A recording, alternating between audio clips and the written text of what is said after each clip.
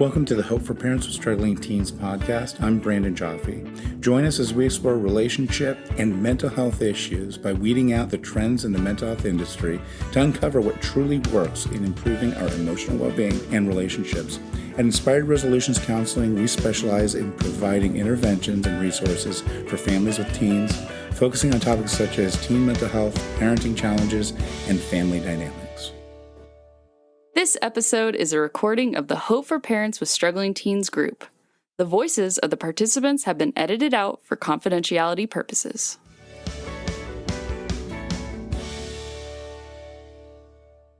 The two people who are new, would you guys introduce yourself and just tell everybody what brought you to group and maybe what you're hoping to get out of group? You're sharing that your son, who has an ADHD and autism diagnosis, is difficult to parent. And it's interesting because in your description of what you're struggling with, it sounds like he's very, very high functioning, right? Because you're struggling with things that are, hey, I'm asking you to do something right now, and you're not doing it when I ask. Or you are being defiant. You're calling me names. You are arguing with us to the point, or with me, to the point that there's a bad vibe in the room and other people are being affected. So he's having meltdowns. He is not listening. Mom, can you speak to this idea that the home just is so unpleasant to the point that Father's Day was ruined? Raise your hand if you can identify with some of the issues they're having. And so you're like, totally not alone. And so we've got this issue where parents are trying to parent one child, maybe a couple of children, and how do you navigate ruining things like holidays and everyday occurrences? Because you got to parent, but you don't want things to get ruined, but you don't want to get walked all over, and you can't just let them grow up to do whatever they want, right? And so there's this like weird balance parents are trying to navigate as they walk alongside their children who are either struggling or are difficult. I'd like to hear from you guys. Any thoughts, any, suggestions for them, any words, questions? I love that you ask, right? The first thing is if you've got somebody who is really struggling in a family, the obvious question is, are they getting help? And that's a really good question, something really good to explore. But we don't want to get stuck on getting that individual help, especially if their issues are of a defiant nature. Why do I encourage parents not to get stuck on getting their difficult child, their defiant child, help? I'm a different kind of therapist. I'm not very much feel-good therapist. So it might be that might be true. They might be the entire problem, right? Without and this is going to sound so harsh because in some families, without that difficult child, things might be so much better, and they might be damaging the family. It is often, and society doesn't like to look at this right now. Okay, society does not like to place blame on individuals for their behaviors. But there are children out there who are the problem. They are causing chaos and havoc, and they are cruel and mean sometimes, or just struggling mental health-wise, so much so that they are the problem. But even if they are the problem, I say this really weird thing, which is always try to get them help, but don't get stuck on making sure they get help. And the reason is because often the person who's the most difficult, the person who's struggling the most in a family, whether it's a child or maybe one of the parents, they are often the last ones to get help. And I see this really unhealthy dynamic where every effort is put into trying to get that person help and to get fixed instead of the people around that really difficult, unhealthy person getting help.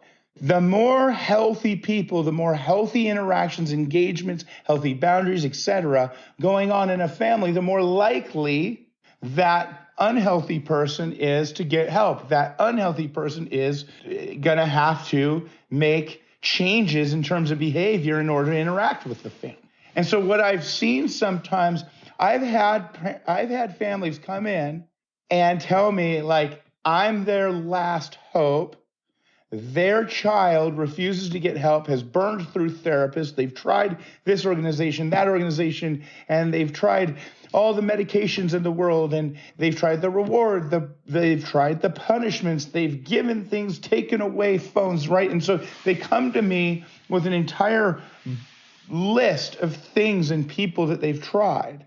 And my response is, okay, let's focus on everybody except that person, because any way we can inject healthy behavior, healthy engagement into a family is good. And sometimes it's more important for the people who are being affected to get help so that they can navigate in a healthy way than it is to get the person who's really, really struggling to get help. And the reason people struggle with this message is because it makes sense. If there's a problem, you fix the problem. If you have a broken alternator on a car, you don't go fixing the tires and the seats and the other pieces of the engine and put new exhaust in, right? You fix the darn alternator first.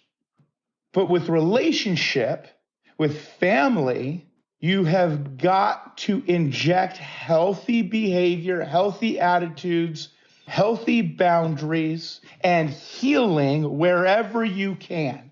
Just like somebody who's toxic can infect an entire family, somebody who's healthy can infect an entire family. One of the really important pieces when you're struggling as a family is you get whoever's willing and able to get help into getting help. Some of the things that I wrote down is one parent being the escalator and one parent being the mediator. And that becomes a really difficult, kind of unhealthy situation. The person who escalates is usually going, gosh, we got to get these kids under control. And often they feel alone in trying to get the kids under control and setting healthy boundaries. And then you've got the mediator who's trying to protect and is usually thinking if they wouldn't be so quick to escalate, then maybe we could set some of the boundaries, right? And usually that dynamic can attack the marriage. And that kind of conflict in the family does not lead to healthier and better parenting. And so it's really appropriate that we're talking about boundaries when you have that mediator and escalator kind of duo dynamic going on.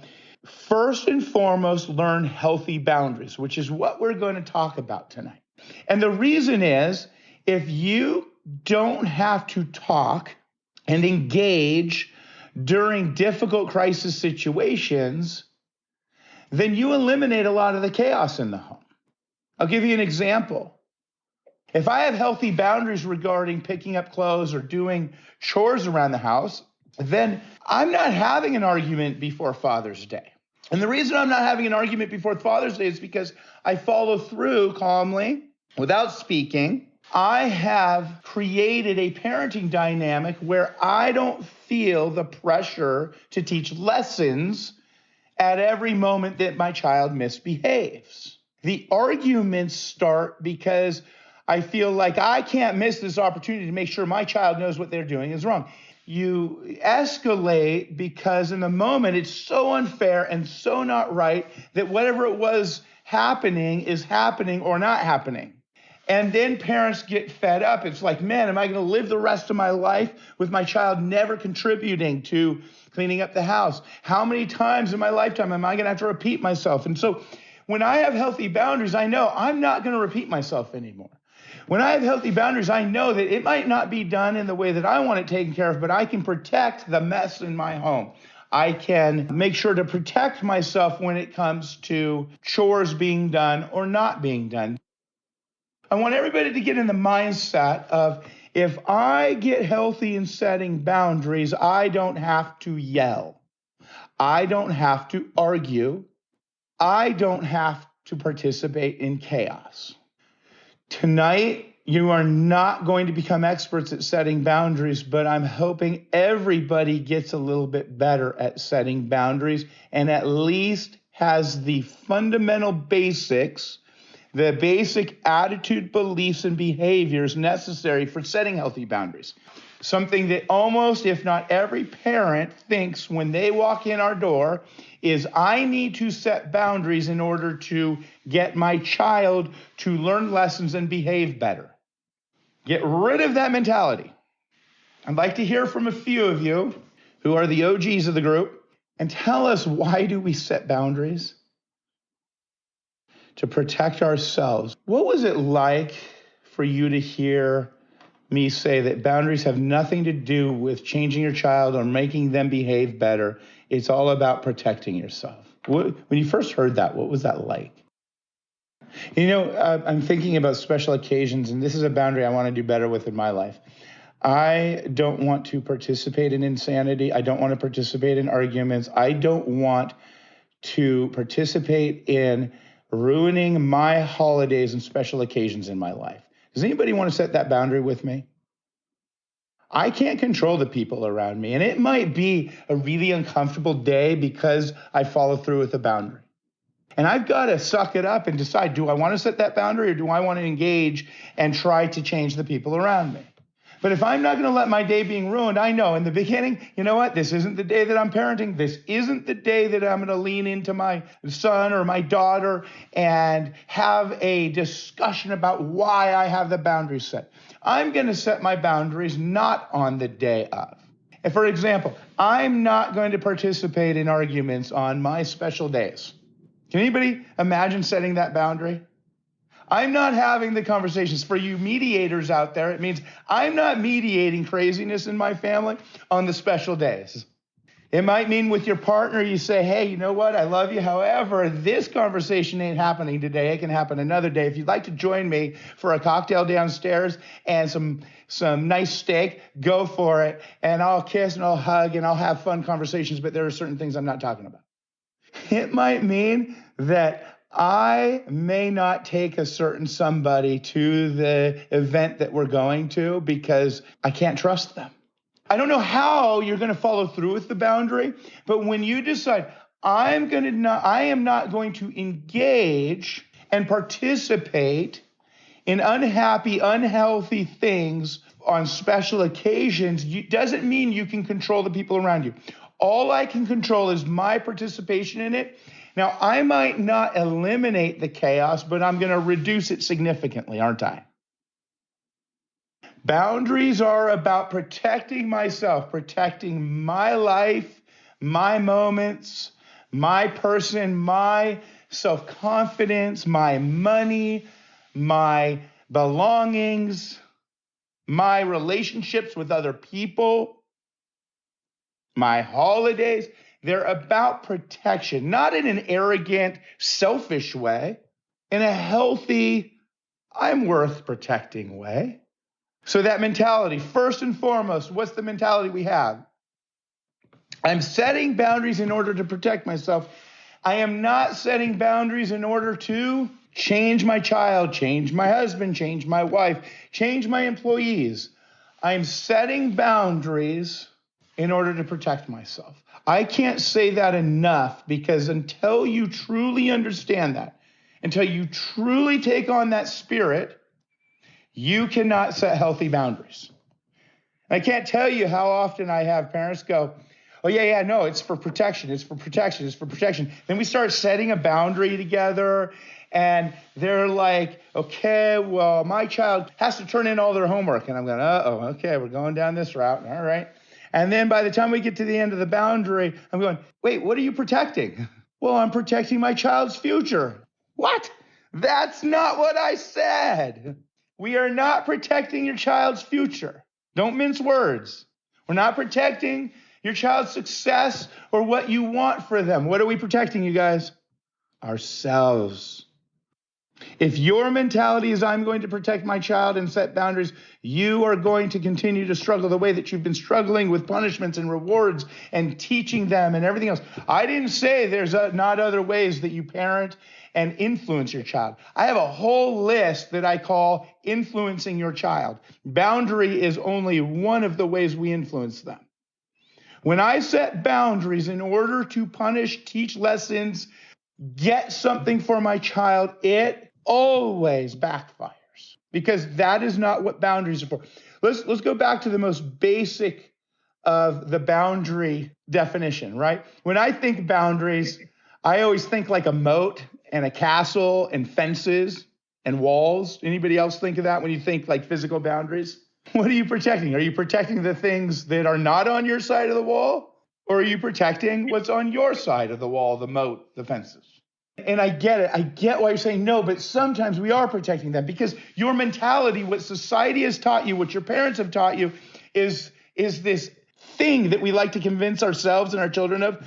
This is what's best for you. I'm punishing you because I'm trying to make sure you have a better future. And I get it, and there might be some wisdom in that. But at the end of the day, you wouldn't be on this phone call.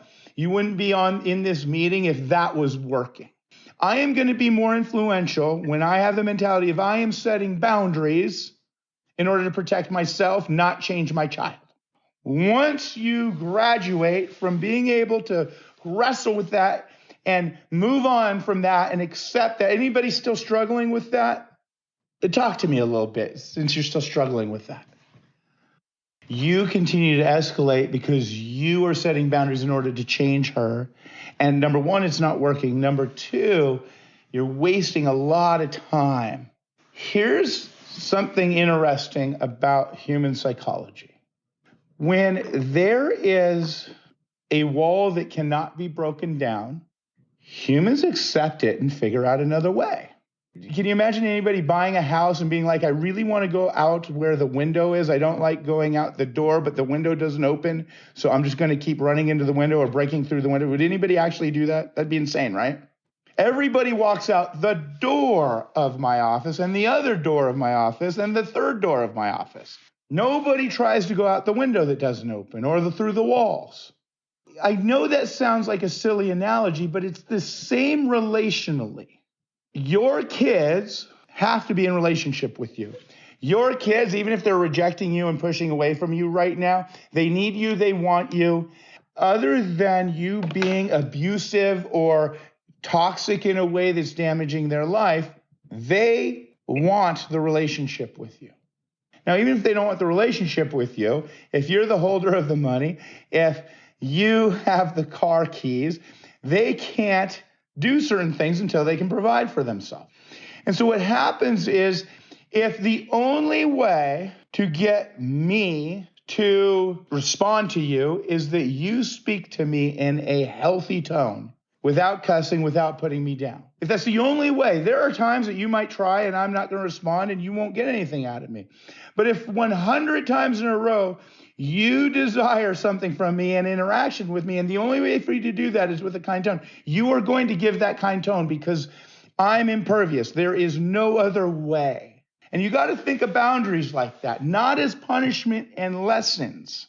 You have to think of it as this is who I am, this is what I do, I will follow through unconditionally. It's not going to solve all your parenting issues, but it's going to give you a foundation that's not so frustrating to work from. And so what you're sharing is something that gets in the way of you accepting, I'm going to set boundaries without speaking all the time. I'm going to set boundaries that are about protecting myself, is that you really, really, really, really want to teach a lesson. You can't stand watching your daughter not learn the lesson that she's supposed to learn. That gets in the way of parents setting boundaries all the time. Raise your hand if that has gotten in the way. You'll notice I never start boundaries off saying, hey, here's some really good ways that you can use punishment and reward in order to teach your child lessons. I say the opposite. The only thing we're going to do is protect the things that you can protect, and you're going to have to acknowledge the things you don't have control over and can't protect, and then we're going to move on with our lives and go move on to other things. There are healthier, better ways to plant seeds and teach your child lessons, and we can talk about those. And so for you, I want you tonight to work on accepting that you are not going to teach these lessons right now to your child. You really, really, really want to see proof that your child has learned the lessons that you're trying to teach. And that's true for most of you on the call tonight. Most of you, in order to set healthy boundaries, are going to have to let go of needing to see the proof that your child's learning and changing right now during this season. We are looking to see proof of change by the time they're 30. Right now, we might plant seeds that are not growing yet. And you have to accept that. The second truth, or I guess concept of a healthy boundary is that it has to be concrete. The topic is concrete. What we call follow through, we don't call it consequence. The follow through is concrete. It isn't ambiguous. It can be easily communicated. It's simple and it's relevant. That drives parents nuts. They're like, well, my child only responds to me taking away the phone. That's why I didn't talk about punishing them so they learn a lesson. Your child may not feel the pain of your boundary, or they may feel more pain than you want them to feel regarding your boundary. The boundary topic has to be clear. The example I use here is parents come in and they're like, I need to set boundaries on respect. I don't know what that means. So many people have different concepts for what respect means. Some are really conservative with it. Some are more liberal with it. And it's interesting because most parents will say, yeah, respect is don't yell at me, don't cuss at me, and don't put me down. And then I'm like, hey, well, were you just telling me how you escalate and yell at your kid and put them down? Well, I don't put them down, right? I have this conversation all the time. I'm like, wait, but you just said that they're this. Yeah, but that's how they're behaving, right? And it goes into a crazy conversation. But at the end of the day, respect is ambiguous. I'm not going to engage in a conversation with you when you're cussing or yelling at me. Now, that is concrete. See how specific that is? Here's relevant. If you don't pick up your clothes, I'm going to take your phone away. What do clothes have to do with a phone? Nothing. If you can't put your clothes away and they're staying downstairs too long, I'm going to put them in the black bag and that'll be on the side of the house. Now, that follow through is totally relevant, right? The issue is there's a mess. The follow through is I'm going to easily, without pain, get rid of the mess. Now, it's really interesting because when you get out of the mindset of I'm going to teach my child a lesson, it's easier to be concrete. It's easier to be relevant in setting boundaries. And problem solving becomes a lot easier. If my mindset is I want to protect myself, then I can ask myself, what is the problem? I don't want to be yelled at. I don't want to participate in somebody putting me down. That makes sense. I'm protecting my confidence, right? I'm protecting myself emotionally. What's the problem when my children don't participate in chores or cleaning up their dishes or their clothes? Well, I don't want to mess. Now, here's where parents argue with me. Well, yeah, that's true, but Brandon, the real issue is I want to set them up for a future where they can clean up and they learn good habits and they're good people and they're good men. And I'm going, what?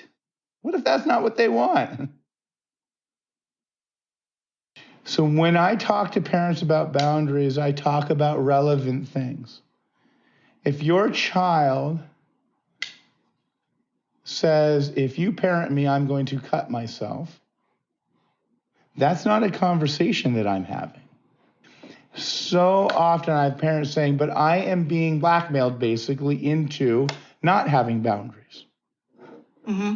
Okay? Mm-hmm. I'm not going to tell you whether to set boundaries or not set boundaries.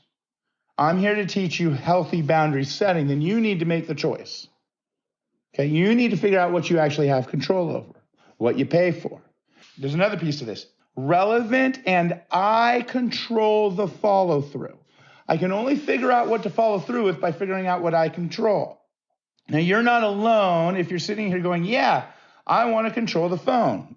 But then I get into the weeds with parents. I want them to not have it till 1 or 2 a.m. They won't give it to me before 10 when I want them to give it to me. But I don't want to shut off their phone because they need their phone, right? Do you see that circular argument that I have with parents all the time? I don't know if you're going to be willing to set a boundary. I don't know if you're able to set a boundary. And then parents get into the weeds with me. They're like, yeah, but I want this and they're doing this. Then you might not have control. If you're not, I don't know if you should take away the phone or if you shouldn't take away the phone. There might be consequences to saying you can't have a phone. There might be consequences for you. There might be consequences for them. I can't tell you to set boundaries or not set boundaries. I know there are a whole host of therapists out there who will tell you these are the healthy boundaries you should set. I don't care what boundaries you set. If you can't or won't set a boundary, whatever the reason may be, it's time to accept that, even if you feel like you can't set the boundary because your child is manipulating. That means they have some control. Might not be your fault, but it's time to move on. And so a part of the boundary setting process is admitting where you're willing to set boundaries, able to set boundaries, and willing and able to follow through with the boundaries. I'm not saying it's fair or right or that your children aren't behaving poorly. Now, I'm going to speak again. If you are in a situation where doing very healthy, normal parenting is resulting in your child blackmailing you and saying that they are going to harm themselves if you don't, you've got something major going on. Now, you're either going to participate in that or not participate in that. I'm going to cut myself is different than I'm going to kill myself, but it's still not healthy.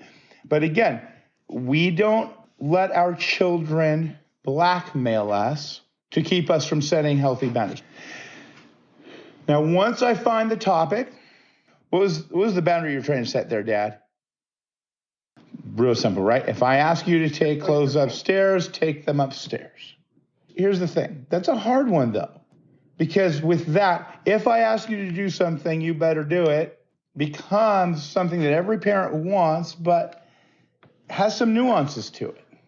If you don't listen to me, I'm going to get mad. I'm going to ruin the day. I am going to make everybody's life miserable. Does anybody think that that's a healthy boundary?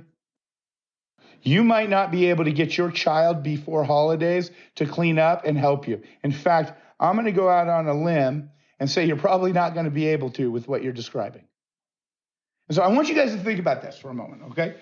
If your boundary is, we are not going to have fun on Father's Day if you don't listen to me, set that boundary, go for it. But I don't think anybody of their right mind is going to set that boundary, right? If you don't listen to me on my special occasions, I'm going to yell, argue, and ruin the day. Does anybody want to set that boundary here? Nobody? Are you sure? Now, what's the issue, you guys, when your kids don't listen to you regarding chores? I feel disrespected. What else is the issue, you guys? They're being defiant. Children should not be defiant. What else? What is the issue? What do I need to protect? Why do I have an issue with somebody not participating in chores I ask them to do? But isn't it just unfair? It's not fair. Why should I have to do all the work? It's so funny because parents are never willing to say that right off the bat. Let's be honest. We've got this base desire for things to be fair and people to do their fair share in family, and we talk about it all the time. It's not fair. It's not just. It's not equal. We will attempt to protect fairness, justice, and equality in the home at the expense of our own peace. How long does it take to walk a load of laundry upstairs, you guys? 10 seconds, maybe 30 seconds, right? How long was the argument? Days in this case, hours to days. I want you guys to think about that for a moment. You're not alone. Parents will take on so much misery and chaos in the interest of trying to teach their children a lesson and protecting fairness, justice, and equality. That's why I ask you to really think about what you're protecting. And if you heard me, I want to protect my holidays. I didn't say I want to protect fairness, justice, and equality on those holidays. Things are going to feel a whole lot more fair if I make sure that my day is awesome. If I can't do what was planned because there's chaos ensuing, man, I'm going to head out to the beach, maybe go surfing, maybe go on a hike, lay in my pool. I'm going to do something to take care of me. It might not be perfect, but if my mentality is I'm not going to ruin my life trying to get fairness, justice, equality, and trying to teach my child a lesson, I'm going to feel like life is more fair, and I'm going to be a better model and more influential on my child. But we have this thing where we will sacrifice all of our happiness in order to get fairness, justice, and equality. Now, what's the real issue? Well, we said the issue is it's not fair, man. Okay, so figure out how to set a boundary that maybe protects some of that fairness, right? You're doing all the work and you don't want to do all the work. Might look like this. Hey, you know what? In this home, I'd like everybody to participate in chores. And if I ask you to do a chore, the expectation is that you do it. I'm going to ask once. And you know what? I don't know if you're going to need any favors from me that day, but if I ask you to do something and you don't do it that day, I'm not going to put my time, effort, and energy into doing favors for you. Now, here's where parents get caught up. But what if they don't learn their lesson? But what if they didn't need anything that day? I don't know. Then I guess they got away with something.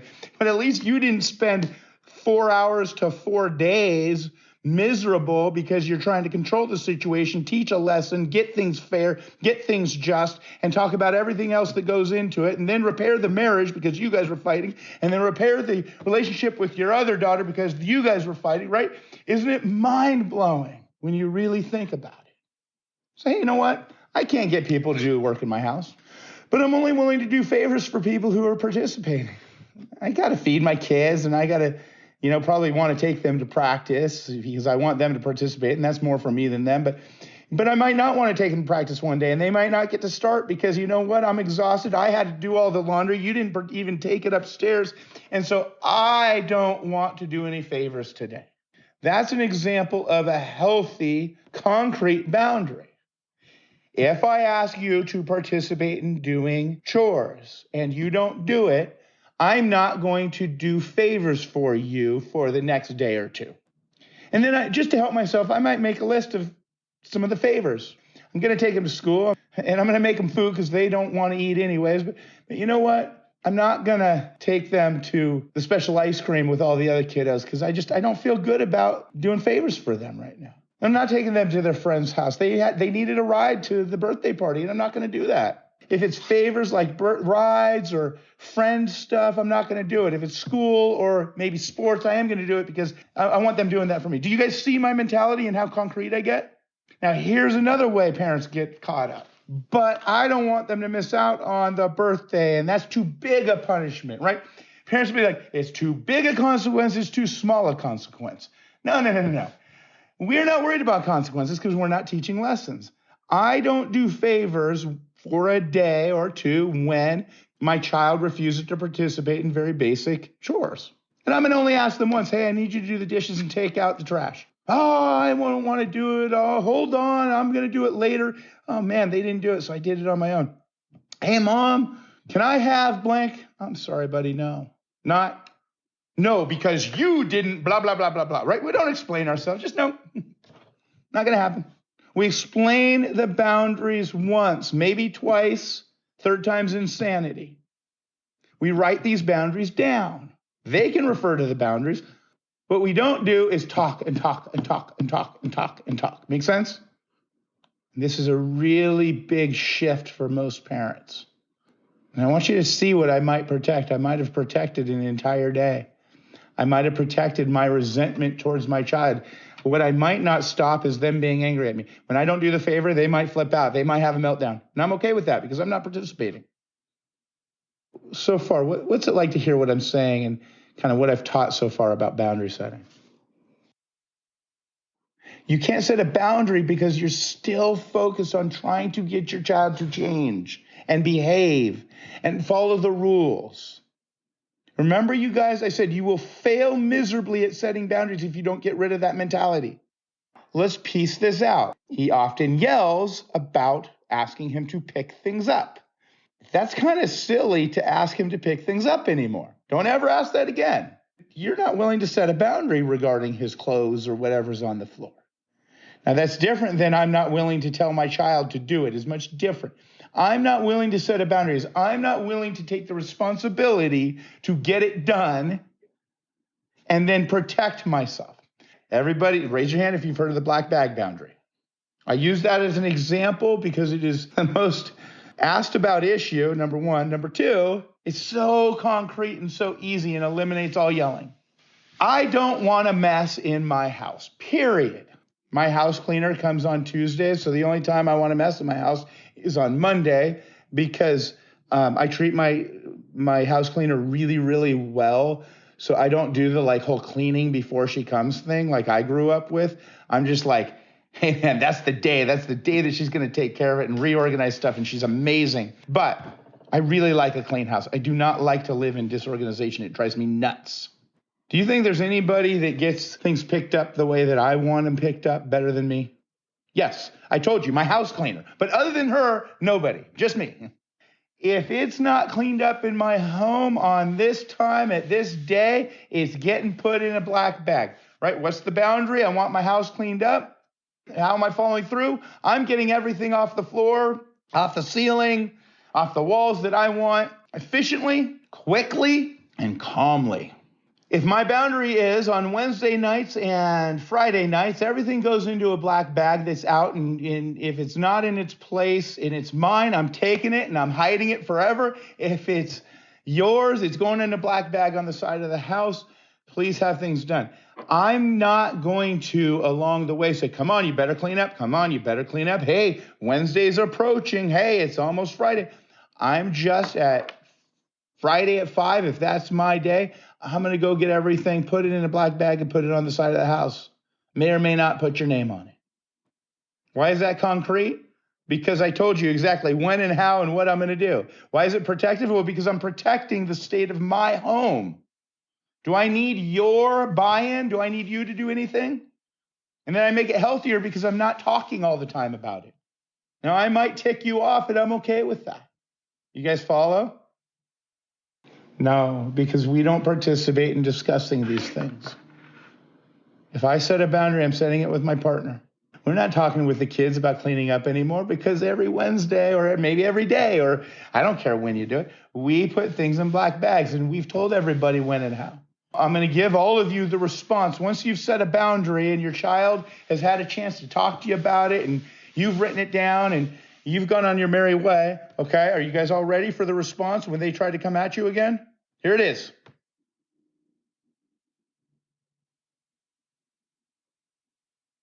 Only going to do it until somebody talked. And I knew one of you would get so uncomfortable that you would speak.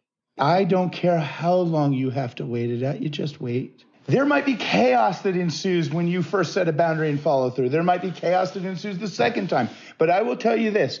When you consistently follow through with boundaries 100% of the time, 100 times in a row, the chaos goes away. So many parents work really hard to get their mentalities set, their spirit straight, set the relevant boundary, follow through, and then they come back to me and they go, but my child flipped out and they got really angry. And I'm like, so? But we had a major fight. Why'd you participate? So when I talk about setting your first boundary, I often encourage you to set 2 boundaries at once. Whatever the boundary is that we're really working on, because that's the topic you took to me.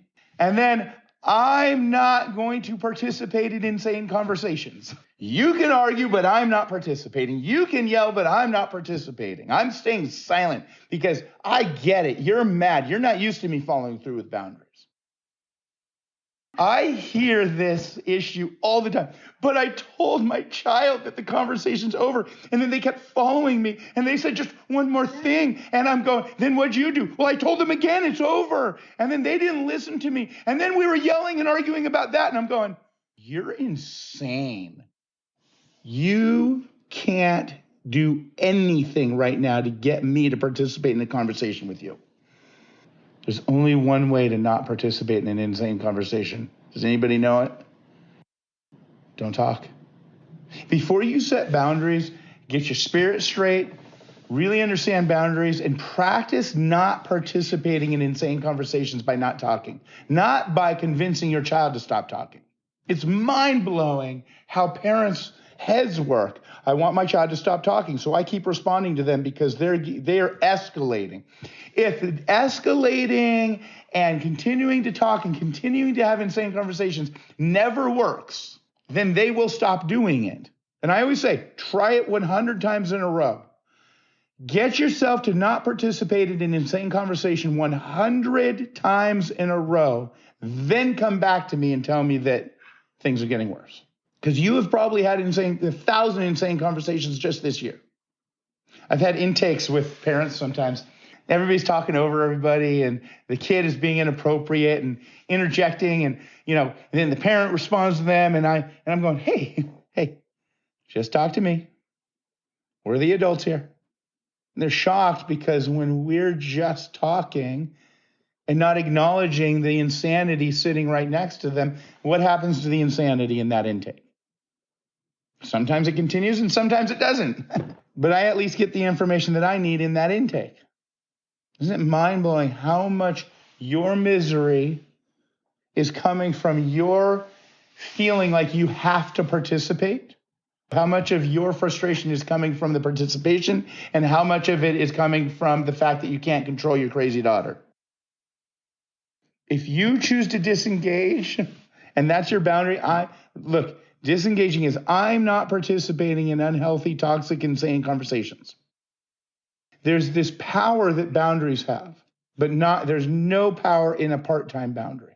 And when parents tell me boundaries aren't working, I always know that they have not followed through with the boundary consistently.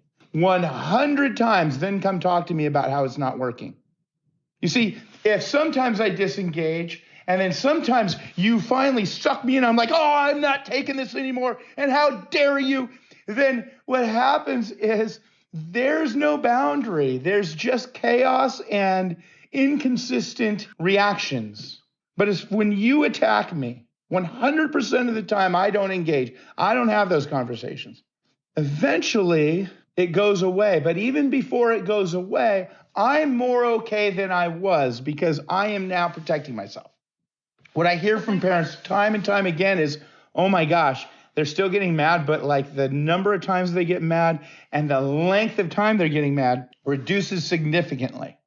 If you are not consistent with your boundary setting, there is no power, no benefit, no reason to even bother setting the boundaries. Now, I know sometimes you're going to give here and there as you build the boundary, but if your goal isn't consistency, it's not going to work.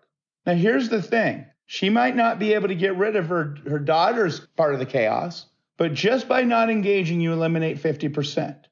I'm sorry that you're being told you're a horrible mom. I'm sorry that when you try to do basic mom boundary stuff, you get told how selfish you are. Can anybody relate to that feeling, that experience? You're not alone. You're the reason I started this support group, because a lot of really good parents are getting beat up emotionally. But if your child is using that meanness to suck you into unhealthy engagements, it is your job as the parent, for yourself, for them, for the other people in the home. It is your job to follow through with your boundaries and not participate in things that are unhealthy the best you can. And I don't know if disengaging means you run into the room and lock yourself in it. I hope not every time, right? You got to figure out what works in terms of disengagement. You might have somebody so toxic that you have to run away. You might have somebody more reasonable where you can say something to kind of put it on ice for a second and disengage. I don't know. But it is important that you disengage from the unhealthy, toxic conversations. And that's a boundary that I can't force you to set, but I suggest you set. I don't know what you're willing to do. If I'm having a normal conversation with somebody and they take digs at me that are hurtful and there's a dynamic like that, me personally, I'm going to stop that conversation. Whether it's for you or for me, it might mean that you don't get what you need from me, and you're not going to get what you need from me. It might mean that you feel like you got away with something. I don't know. You see, I'm disengaging because I can only take so much abusive behavior towards me.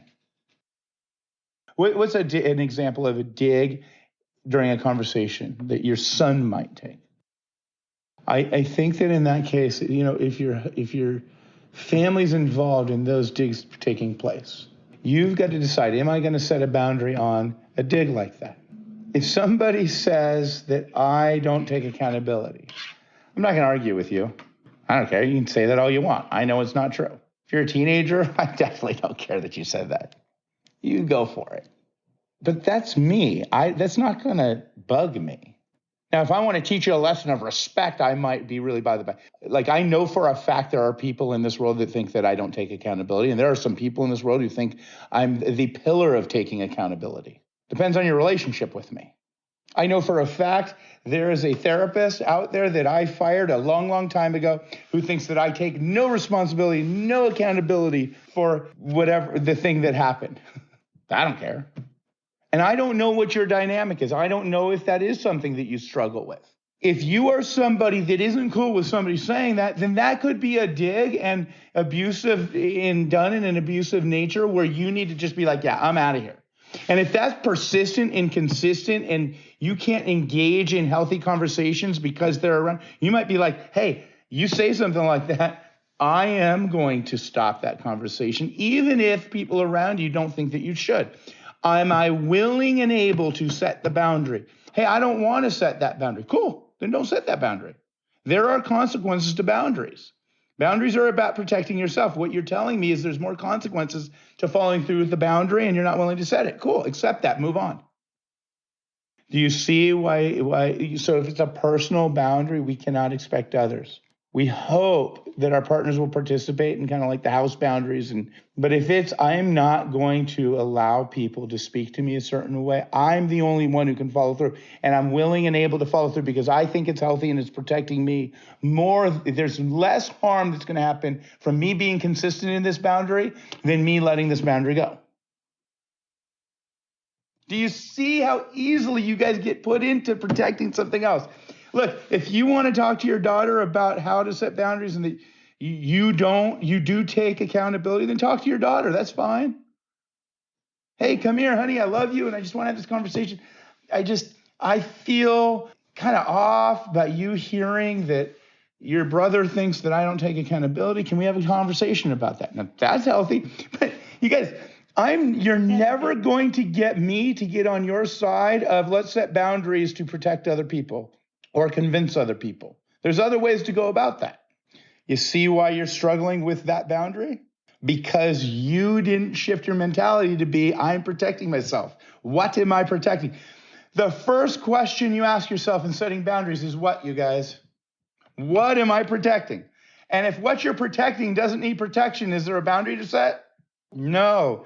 If your answer to that is, I'm protecting teaching my child a lesson, or I'm protecting my other child, is it time to set a boundary? No. It's time to look for other ways to influence those issues or accept that you don't have control over those.